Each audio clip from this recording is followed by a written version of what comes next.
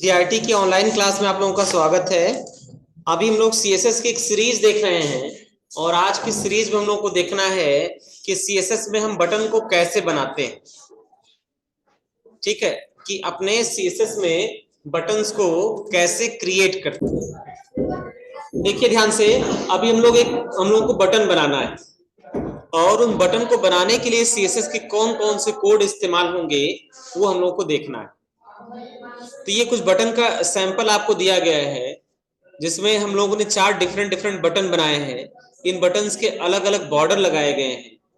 तो ये बटन कैसे बनेंगे वो आज हम लोगों को सीएसएस में सीखना है। एचटीएमएल और सीएसएस का इस्तेमाल करके बटन कैसे बनाए जाएंगे ये चीज आज हम लोगों को सीखना है। तो सबसे पहले आज की क्लास का मेन टॉपिक है सीएसएस बटन। और बटन में सबसे पहला चीज हम लोग को सीखना है बैकग्राउंड कलर प्रॉपर्टी, यानी किसी बटन का बैकग्राउंड कलर हम किस तरह से सेट कर सकते हैं वो चीज हम लोग को देखना है। साथ ही साथ अगर हम इसमें बॉर्डर लगाना चाहें तो बॉर्डर को कैसे लगा सकते हैं वो चीज। तो चलिए एक बार हम इसका कोड आपको दिखा दे रहे हैं कि इसके भीतर कौन कौन से कोड्स इस्तेमाल किए गए। तो सेम इसी पेज को मैंने अपने कोड पर ओपन कर लिया है। बहुत कठिन चीज नहीं है, आप चाहेंगे तो 2 मिनट 3 मिनट लगेगा आपको एक बटन डिजाइन करने में, बटन को बनाने में। देखिए बहुत ही आसान है। सबसे पहले बॉडी टैग के भीतर आपको एक बटन टैग दिया गया है एचटीएमएल का, वो बटन टैग का इस्तेमाल करना है। और बटन का नाम आप कुछ भी रख सकते हैं, red, green, blue, save, submit, reset. आप बटन का नाम अपनी तरफ से जो भी रखना चाहें वो रख दीजिए। और बटन को एक हमने क्लास दे दिया B1। अब B1 की स्टाइलिंग करने के लिए हमने हेड सेक्शन में स्टाइल टैग लगाया है और यहाँ पर B1 को स्टाइल कर दिया है डॉट B1, और B1 में कर दिया बैकग्राउंड कलर रेड और इसका जो है टेक्स्ट कलर कर दिया है व्हाइट। यानी इस B1 का जो बैकग्राउंड कलर होगा वो होगा रेड और जो इसका टेक्स्ट का कलर होगा वो होगा व्हाइट। वो क्या होगा? व्हाइट होगा। तो चलिए अब इसको हम लोग इंप्लीमेंट करके देखते हैं। ठीक है, तो एक हम जो है नई फाइल बनाते हैं फाइल में, और फाइल में आने के बाद हम जो यहाँ पे न्यू फाइल बटन पे क्लिक करते हैं। और न्यू फाइल पे आने के बाद सबसे पहले हमको फाइल का नाम देना है। ठीक है, इसको हमने सेव कर दिया और इसका नाम दे दिया हमने CSS बटन। डेस्कटॉप पर ही सेव कर देते हैं, नहीं डी ड्राइव में। और डी ड्राइव में हम लोग का फोल्डर कौन सा है? वेबसाइट। और इसी फोल्डर में हम इसको Receive 2000 rupees on Google Pay for हमने यहाँ पे business. लिखा CSS बटन।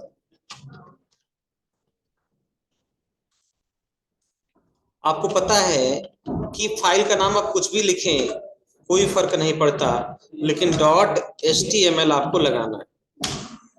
ये हो, यहाँ पर एक्सक्लेमेशन मार्क और इंटर। और डॉक्यूमेंट का जो टाइटल दे रखा है यहाँ भी देना है आपको CSS बटन। और बॉडी टैग के भीतर आपको बटन बनाना है। तो सबसे पहले हमने यहाँ पे लगा दिया H1 टैग, और H1 टैग हमने लिख दिया गायत्री इंस्टीट्यूट ऑफ टेक्नोलॉजी। ठीक,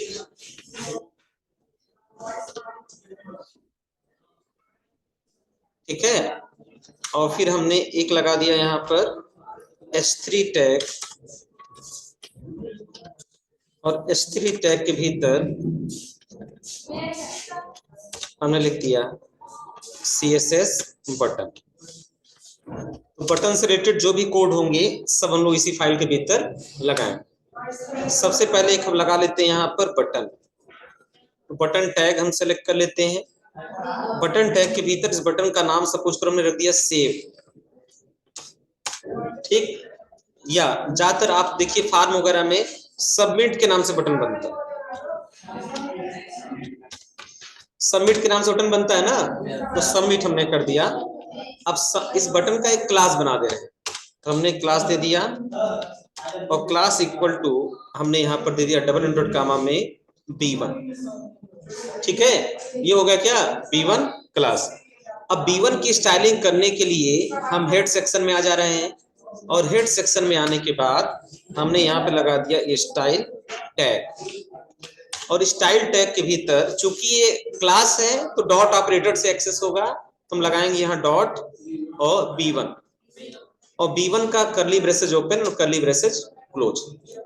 अब अगर आप ध्यान देंगे और फाइल को हम केवल सेव कर देना, अभी कोई हमने चेंजेस नहीं किया, सिंपली एक बटन बनाया है और जैसे हम इसका आउटपुट देखेंगे तो चलिए आउटपुट देखने के लिए हम डी ड्राइव में आ जा रहे हैं और डी ड्राइव में आने के बाद वेबसाइट के फोल्डर में आ जा रहे हैं और यहाँ पे जो CSS बटन के नाम से अभी फाइल बनाया है इसको राइट क्लिक करके ओपन विथ पे आ जा रहे हैं और क्रोम ब्राउजर पर हम इसको ओपन कर रहे हैं। तो अभी देखो केवल एक CSS बटन लिखा है और नीचे सबमिट नाम का बटन एक हमने बनाया है। दोस्तों ध्यान दीजिए ये बटन जो है आपका सबमिट जो है क्लिकेबल बटन है, यानी हम यहाँ पे इसको क्लिक कर सकते हैं, लेकिन अभी बटन पे हमने कोई चेंजेस नहीं किए। अब जैसे जैसे चेंजेस करेंगे वैसा वैसा इफेक्ट आपको यहाँ पर दिखाई देगा। तो सबसे पहले हम क्या कर रहे हैं, सबसे पहले हमने चेंज किया बैकग्राउंड कलर। ठीक, इसका बैकग्राउंड कलर हमने कर दिया ग्रीन। फिर अब हमें टेक्स्ट का कलर भी चेंज करना है, इसके लिए हमने कर दिया कलर और कलर को कर दिया व्हाइट। ठीक, दो चीज कर दिया। अब जरा सा आप ध्यान दें, फाइल में आके हमने इसको कर दिया सेव और सेव करने के बाद हमने इसको कर दिया रिफ्रेश। तो देखिए इसका बैकग्राउंड हो गया ग्रीन और टेक्स्ट का कलर क्या हो गया, व्हाइट। दिख रहा है ना। अब थोड़ा सा ये बटन देखने में बहुत छोटा लग रहा है तो हम यहाँ पर लगा देंगे फॉन्ट साइज और फॉन्ट साइज को हमने कर दिया 30 पिक्सल। फॉन्ट साइज कितना हो गया, 30 पिक्सल। फाइल में आके हमने इसको कर दिया सेव, पेज को एक बार कर दिया रिफ्रेश। तो ये बटन हमें थोड़ा बड़ा हो गया तो हमको साफ साफ ये दिखाई दे रहा है। और इस बटन में क्या क्या स्टाइल लगा सकते हैं, बॉर्डर लगा सकते हैं। तो चलिए हमने यहाँ पर बटन का बॉर्डर सेट कर दिया, हमने लिख दिया बॉर्डर। ठीक, बॉर्डर कितना कर दे रहे हैं, 2 पिक्सल, 2 पिक्सल का बॉर्डर कर दे रहे हैं और यहाँ पे लिख दे रहे हैं सॉलिड। और सॉलिड के बाद कौन सा कलर दे दिया जाए, ब्लैक तो पहले से ही है सॉलिड। हाँ चलिए इसको सेव करते हैं, पेज को रिफ्रेश करते हैं, आ गया है। 2 पिक्सल के बजाय थोड़ा सा 5 पिक्सल करते हैं जिससे आपको कंफर्म हो जाए कि बॉर्डर हमारा लग रहा है। फाइल में आके इसको कर दिया हमने सेव और सेव करके इसको कर दिया हमने रिफ्रेश। तो ये देखो ये अब इसका इफेक्ट देखो, ठीक है। ग्रीन पे ब्लैक ही ठीक रहेगा, बदलना ठीक नहीं। तो ये हमारा बटन बनता चला जा रहा है। और इसमें हम क्या कर सकते हैं, हाँ बॉर्डर का रेडियस, तो हमने ले लिया बॉर्डर रेडियस। बॉर्डर का रेडियस कितना कर दें, 10 पिक्सल। 10 पिक्सल हमने इसका रेडियस कर दिया। तो अगर हमने रेडियस बढ़ाते समय आपको बताया था अगर रेडियस एक बार लगाएंगे आप तो चारों तरफ से वो उस कॉर्नर को मोड़ देगा। अब इसको आप रिफ्रेश करें तो देखो ये थोड़ा सा मोड़ गया, समझ आ रहा ना। तो बॉर्डर का रेडियस, और इस पे क्या क्या हम इस्तेमाल कर सकते हैं बताइए। बैकग्राउंड कलर लगा दिया, फॉन्ट लगा दिया, फॉन्ट साइज कर दिया, बॉर्डर। हाँ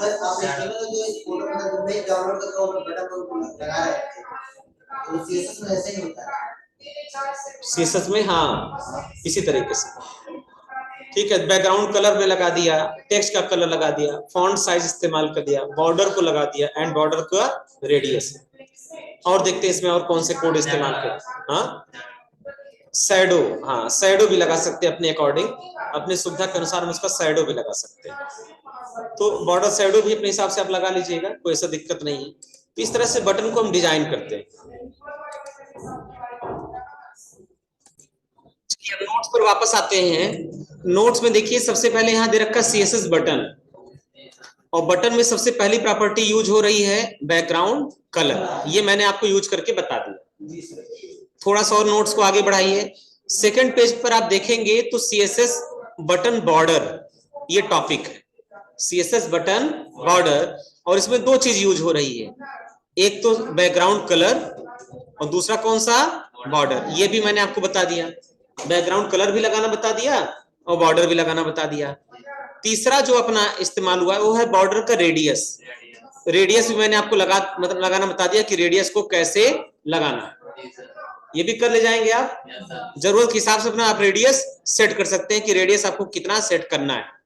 आप चाहें तो 4 अलग अलग बटन बनाएं और सबका रेडियस अलग अलग रख के देखें, तो आपको समझ में आ जाएगा कितना रेडियस रखना आपके लिए सही हो जाएगा। उसके बाद जो है वो है बॉक्स शैडो, ये मैं ऑलरेडी आपको बता चुका हूं, ठीक है। बॉक्स शैडो के बाद नेक्स्ट जो टॉपिक है वो है CSS की पैडिंग। ये एक नया टॉपिक, इसको बताना जरूरी है। अब ध्यान से देखिए पैडिंग का मतलब क्या होता है। पहले पैडिंग को समझाने के लिए मैं एक शेप बना दे रहा हूं। देखिए सपोज करो ये हमारा शेप, ठीक है। अब शेप में हम जो है कुछ टेक्स्ट इंसर्ट कर दे रहे हैं, ऐड टेक्स्ट, और टेक्स्ट को हमने यहां, एक शेप के भीतर दूसरा शेप बन जाएगा, हाँ। चलो एक शेप के भीतर हमने दूसरा शेप बना दिया, ये चलो बन गया। दूसरे शेप में हम ऐड टेक्स्ट कर दिए और एक टेक्स्ट ले दिए सबमिट। सबमिट को कर दिए थोड़ा सा बड़ा,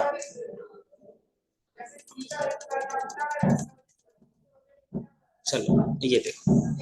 अब इसको समझो, सेल पैडिंग का मतलब ये होता है, बटन पैडिंग का मतलब ये होता है कि ये जो टेक्स्ट है और ये जो बटन का बॉर्डर है, इनके बीच की दूरी, इनके बीच की दूरी, यही उसका क्या कहलाता है, पैडिंग। तो इसकी बीच की दूरी को 4 तरीकों से नापा जा सकता है। यहाँ ऊपर से कितना दूरी है, इसको बोलते हैं टॉप, इसे क्या बोलेंगे, टॉप। फिर नीचे की जो दूरी है इसको बोलेंगे बॉटम। फिर बाएं तरफ से जो दूरी वो हो जाएगा आपका लेफ्ट, और ये जो डिस्टेंस है इसको बोला जाता है राइट। यानी बटन अपने बॉर्डर से कितना भीतर है, कितना अंदर है, वो हमारा क्या कहलाता है, बटन पैडिंग। वो है बटन की पैडिंग। हाँ हाँ, जैसे सेल पैडिंग सेल स्पेसिंग है, वही सेम चीज बटन पर भी लागू होता है। सेल स्पेसिंग सेल पैडिंग बताया गया था ना, सेम वही कंसेप्ट यहाँ पर भी लागू होता है। तो चलिए बटन की पैडिंग करने के लिए यहाँ पर आपको क्या करना है, केवल पैडिंग पे आपको ध्यान देना है। अब देखो पैडिंग को कई तरीके से आप लगा सकते हैं। अगर केवल लिख दिए पैडिंग 16 पिक्सल, तो ये चारों तरफ से, यानी टॉप से, बॉटम से, लेफ्ट से और राइट से बराबर डिस्टेंस छोड़ के टेक्स्ट को लिखे। तो चलिए हम यहाँ पे पैडिंग लिखते हैं 16 पिक्सल का, हम अपने इसी कोड पर आ जाते हैं और यहाँ पर दे देते हैं बटन की पैडिंग। तो पैडिंग लिखने से पहले थोड़ा सा हम बटन की टेक्स्ट साइज को छोटा कर दे रहे हैं, हमने कर दिया इसको 15 पिक्सल, जिससे पैडिंग का इफेक्ट आपको दिखाई दे। और यहाँ हमने लिख दिया पैडिंग, पैडिंग पैडिंग भी कर दिया 15 पिक्सल, 15 पिक्सल इसकी पैडिंग हो गई। अब पैडिंग को हमने कर दिया फाइल में आके सेव, और सेव करने के बाद हमने इसको कर दिया रिफ्रेश, ठीक है। तो जैसे इसको रिफ्रेश करेंगे तो देखो ये चारों तरफ से बराबर डिस्टेंस ले लिया। इसको थोड़ा सा जूम करके भी आप चाहें तो देख सकते हैं, ये देखो। अब देखो ये जो टेक्स्ट लिखा है ना सबमिट, ये ऊपर से भी उतना जगह छोड़कर है, नीचे से भी उतना जगह छूटा हुआ है, बाएं से भी उतना छूटा है और दाएं से भी उतना छूटा है। सुनाया? तो ये सबमिट चारों तरफ से बराबर आ गया। अब अगर हमें थोड़ा सा मूड हमारा बदल जाए और हम ये चाहते हैं कि हमारा चारों डिफरेंट हो, यानी टॉप से 15 पिक्सल, बॉटम से 30 पिक्सल, लेफ्ट से 25 पिक्सल और राइट से 40 पिक्सल अलग अलग छोड़ना चाहें तो भी हम ऐसा कर सकते हैं, बस हमें 4 अलग अलग पार्ट में लिखना पड़ेगा, ठीक है। या इसको 4 डिफरेंट लाइनों में भी लिख सकते हैं। हम इस तरह से लिख सकते हैं, पैडिंग टॉप इक्वल टू कितना, पैडिंग बॉटम इक्वल टू कितना, पैडिंग लेफ्ट इक्वल टू कितना एंड पैडिंग राइट कितना। तो चलिए एक एक करके हम समझते हैं। चलिए इसको चारों तरफ से हम सेट करते हैं। हाँ, अब देखो बटन को हम ध्यान से देखते हैं, हम चाहते हैं लेफ्ट और राइट वाला हमारा कम हो, लेकिन टॉप और बॉटम वाला जितना है उतना ठीक, हम इस तरीके से चाहते हैं। तो हम क्या करेंगे, हम यहाँ पर आ जाएंगे और हमने यहाँ पे क्या किया, सबसे पहले पूछा जाएगा टॉप से कितना चाहते हैं। टॉप से हमने कर दिया 10 पिक्सल, ये हो गया टॉप से, स्पेस दीजिए। अब नेक्स्ट बॉटम से कितना चाहते हैं, हम कह रहे हैं बॉटम से हमको चाहिए 10 पिक्सल। फिर पूछ रहा लेफ्ट से कितना चाहिए, लेफ्ट से हमने कर दिया 15 पिक्सल। पूछ रहा राइट से कितना चाहिए, तो हमने राइट से भी कर दिया 15 पिक्सल। इस तरीके से top bottom left and right, इसको कर दीजिए सेव, और सेव करने के बाद इसको कर दीजिए रिफ्रेश। तो देखो ये उसी के हिसाब से फिर बटन का ये स्पेस सेट हो। समझ में आ रहा ना, ये चीज क्लियर है ना। तो इस तरीके से आप टॉप बॉटम लेफ्ट राइट को भी सेट कर सकते हैं। अच्छा दूसरा विकल्प क्या है, आप अलग अलग लिखें, आप इसको हटा दें और आप लिखें यहाँ पे पैडिंग, और पैडिंग फिर दे दें टॉप। टॉप से कितना छोड़ना चाहते हैं, टॉप से सपोज करो आप छोड़ना चाहते हैं 10 पिक्सल, तो आपने लिख दिया 10 पिक्सल। फिर आप लिख दें पैडिंग बॉटम, बॉटम से कितना छोड़ना चाहते हैं। ये इजी कोड होता है, समझने के लिए थोड़ा सा आसान होता है। भले एक लाइन का कोड हम 4 लाइन लिख देते हैं, लेकिन यूजर को, देखने वाले को समझने के लिए इजी होता है। बॉटम से कितना छोड़ना चाहते हैं, बॉटम से भी 10 पिक्सल, तो हमने लिख दिया 10 पिक्सल। सेम ऐसे पैडिंग हम लेफ्ट से कितना चाहते हैं, तो पैडिंग लेफ्ट ले लिया। लेफ्ट से हम चाहते हैं 15 पिक्सल, तो हमने कर दिया 15 पिक्सल। राइट से कितना चाहते हैं, तो हमने कर दिया पैडिंग राइट, ठीक, और राइट में भी हमने कर दिया 15 पिक्सल। ठीक है, तो ये आपके ऊपर डिपेंड करता है कि आप टॉप बॉटम लेफ्ट और राइट से कितना कितना जगह छोड़कर बटन को लिखना चाहते हैं, ये आप पर निर्भर करता है। आप इस कोड को कर दीजिए रिफ्रेश, तो उसी के अकॉर्डिंग ये सेट हो जाएगा। ये देखो चेंज हो गया ना। टॉप से इतना छोड़ा, देखो टॉप और बॉटम बराबर दिखेगा आपको, लेफ्ट और राइट का स्पेस बराबर दिखेगा, दिख रहा है ना। तो जिस हिसाब से आप सेट करना चाहते हैं उसके अकॉर्डिंग ये सेट होता चला जाएगा। ठीक है, समझ में आ रहा ना। तो ये होता है पैडिंग। पैडिंग का मतलब कितना स्पेस आपको अंदर अंदर का कितना जगह छोड़ना है, वही पैडिंग है। चलिए, और पैडिंग का डिफरेंट स्टाइल देखो, यहाँ मैंने ये भी बता दिया पैडिंग अगर चारों एक साथ लिखेंगे तो कैसा इफेक्ट आएगा। फिर मैंने बता दिया पैडिंग टॉप पर कितना आएगा, फिर पैडिंग बॉटम को कितना आ जाएगा ये भी आपको समझा दिया, पैडिंग लेफ्ट कितना आएगा वो आपको समझा दिया, पैडिंग राइट कितना आएगा वो भी समझा दिया। यानी पैडिंग का टॉप इज फिनिश। अब नेक्स्ट टॉपिक हम लोग को है सीएसएस फ्लोट। सीएसएस फ्लोट, तो पहले ये कोड नोट कर लीजिए, फिर फ्लोट के बारे में डिस्कस करते हैं। ध्यान से देखिए, पहले इसको समझते हैं। थोड़ा जूम कर दे रहा हूं मैं आपको। CSS float property is a positioning property. It is used to push an element to the left or right. किसी भी एलिमेंट को लेफ्ट या राइट में भेजना है उसके लिए इस्तेमाल होता है। Allowing other element to wrap around it. It is generally used with images and layouts. यह images के साथ इस्तेमाल होता है और लेआउट के साथ ज्यादातर। To understand the purpose and origin, let's take to the print display. In the print display, image is set into the page such as text wrap around it as needed. How it work? ये work कैसे करेगा, ध्यान समझिए। Elements are floated only horizontally. जो images होते हैं, elements are floated only horizontally, so it is possible only float element left or right, not up and down. जो elements page पर होते हैं ना, ये हॉरिजॉन्टली होते हैं, ठीक है। तो इनको हम लेफ्ट और right, up and down move नहीं करा सकते हैं, इनको केवल हम लेफ्ट या राइट भेज सकते हैं। समझ आया? इनको हम क्या करते हैं, केवल लेफ्ट और राइट भेज सकते हैं।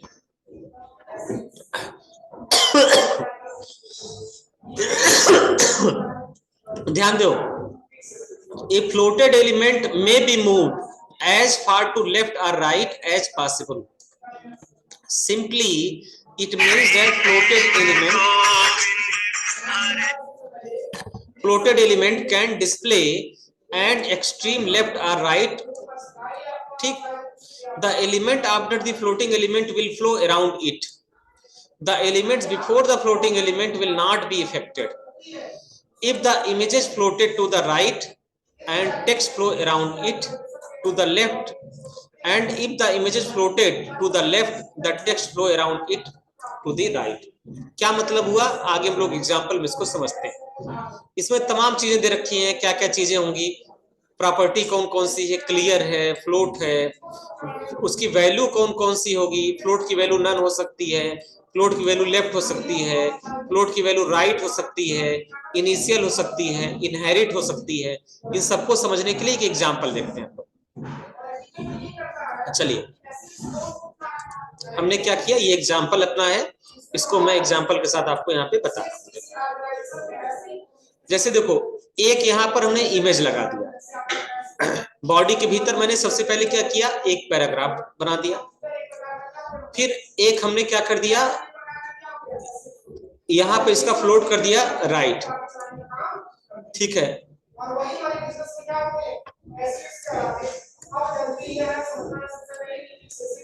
ये पूरा फ्लोट, एक पैराग्राफ स्टार्ट हुआ है और ये पैराग्राफ हमारा यहां पर बंद हो गया है, और इसके बीच में एक बोल्ड टैग लगाया गया है, और बोल्ड टैग हमने लिख दिया फ्लोट राइट, ठीक है।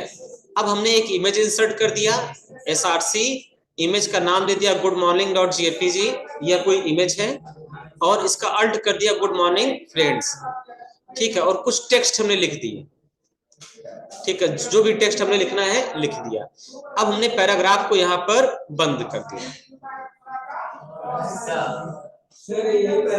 हाँ हाँ, बता रहे हैं, ठीक।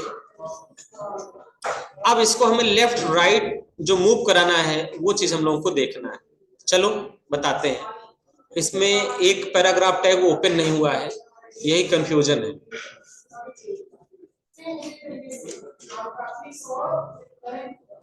इमेजेस को कर दिया गया है फ्लोट राइट, इमेज का फ्लोट राइट, ठीक है, कोई दिक्कत नहीं, हो जाएगा। देखिए, चलिए, सबसे पहले हमने क्या किया, फाइल में आके हमने इसको कर दिया सेव। अब हम एक फाइल में आते हैं, न्यू टेक्स्ट फाइल लेते हैं और इसका नाम दे देते हैं CSS float, CSS float .html। आ गया, एक्सक्लेमेशन मार्क, इंटर, और यहाँ डॉक्यूमेंट का टाइटल दे रहा है, इसको भी हमने लिख दिया CSS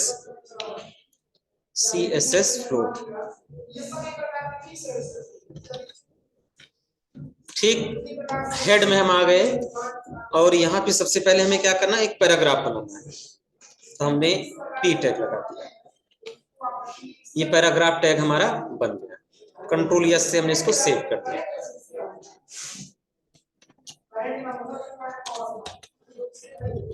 हमने लिखा दिस इज फर्स्ट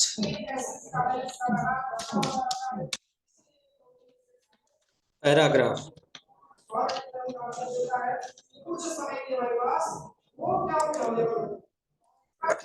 ठीक। एक हम इमेज इंसर्ट करा दे रहे हैं, हमने लिख दिया IMG, इमेज टैग को हमने कर दिया बंद, और IMG में हमने लिख दिया SRC सोर्स इक्वल टू। अब इमेज हमको चाहिए तो हमारे में कोई ना कोई इमेज तो पहले से होगा ही होगा। वेबसाइट वाले फोल्डर में देखा जाए तो एक इमेज है, देख लेते हैं, BG,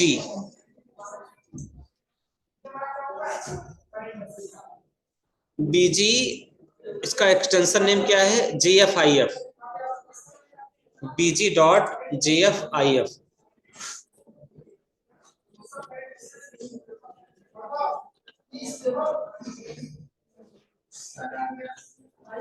ये हो गया BG.JFIF। अब हम क्या करते हैं, यहां पर आ जाते हैं और यहां पे हम करते हैं स्टाइल टैग।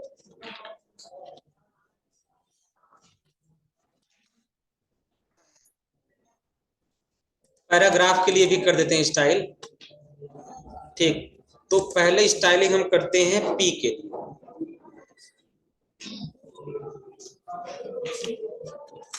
और पी का हम कर दे रहे हैं फ्लोट। फ्लोट हो जाएगा लेफ्ट। और दूसरी स्टाइलिंग हम कर देते हैं किसके लिए? इमेज के लिए, IMG। और IMG के लिए हम कर दे रहे हैं इसका फ्लोट राइट। ठीक है, अब ध्यान दीजिए, इसको फाइल में आके कर दिया हमने सेव। इस फाइल का नाम दे दिया था CSS फ्लोट। चेक करिए, CSS फ्लोट। इसको ओपन विथ कर लेते हैं क्रोम पर। देखिए ये सब दिख रहा है ना, जो पैराग्राफ था उसका फ्लोट किया गया था लेफ्ट, तो कहां पे आ गया? लेफ्ट। इमेज को हमने कर दिया था राइट, तो कहां पे चला गया? राइट। समझ में आया? तो इसको हम अपनी जरूरत, जैसे मान लो तुम लोग बहुत सारे बुक्स देखते होगे, साइड में डायग्राम दिया गया है और लेफ्ट में उसका कंटेंट दे रखा है, तो कंटेंट को हम कर देते हैं लेफ्ट और इसको कर देते हैं राइट। कभी एक अकेला काम नहीं करेगा, ठीक है? आपको उसके रिलेटिव कोई ना कोई ऑब्जेक्ट रखना पड़ेगा। भाई कोई बच्चा हम कह रहे हैं हम पीछे चल रहे हैं, तो पीछे तब होगा जब उसके आगे कोई होगा तब तो। अकेले चलेगा तो क्या पीछे होगा वो? ठीक है, कोई कहेगा हम बगल में थे, तो कोई ना कोई तो होगा उसके बगल में वो होगा ना। तो यानी दो ऑब्जेक्ट आपको लेने हैं, इसलिए मैंने दो ऑब्जेक्ट कौन कौन सा ले लिया? पैराग्राफ का, और कौन सा ले लिया? इमेज का। एक को कर दिया लेफ्ट और दूसरे को कर दिया राइट। तो इसे बोलते हैं CSS की फ्लोट प्रॉपर्टी।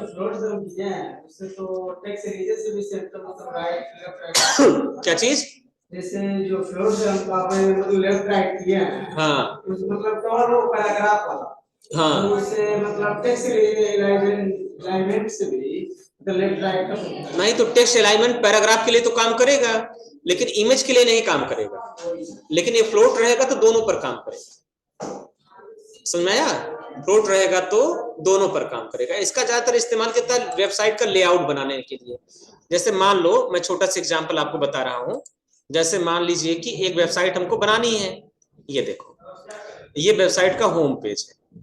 अब वेबसाइट के होम पेज पे ये सबसे ऊपर का सेक्शन मैंने अलॉट कर दिया कि हेडर का सेक्शन है। फिर उसके बाद मैंने अलॉट कर दिया कि मेनू का सेक्शन है।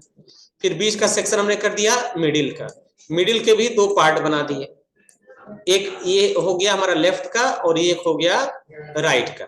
अब हम ये चाहते हैं कि लेफ्ट वाला लेफ्ट में चला जाए और राइट वाला राइट में चला जाए, तो लेफ्ट का फ्लोट हम कर देंगे लेफ्ट और राइट का फ्लोट कर देंगे राइट। समझ में आया? तो ये लेआउट की डिजाइनिंग के लिए भी इस्तेमाल किया जाता है। तो इसके लिए क्या इस्तेमाल करेंगे हम? इसके लिए एक अलग डिवीजन बनाएंगे, इसके लिए एक अलग डिवीजन बनाएंगे। समझ में आ रहा ना? इमेज एक तरफ और टेक्स्ट, हाँ इमेज एक तरफ हाँ और टेक्स्ट एक तरफ। हाँ, टेक्स्ट एक तरफ। तो फ्लोट वाला कोड आप लोग लिख लीजिए।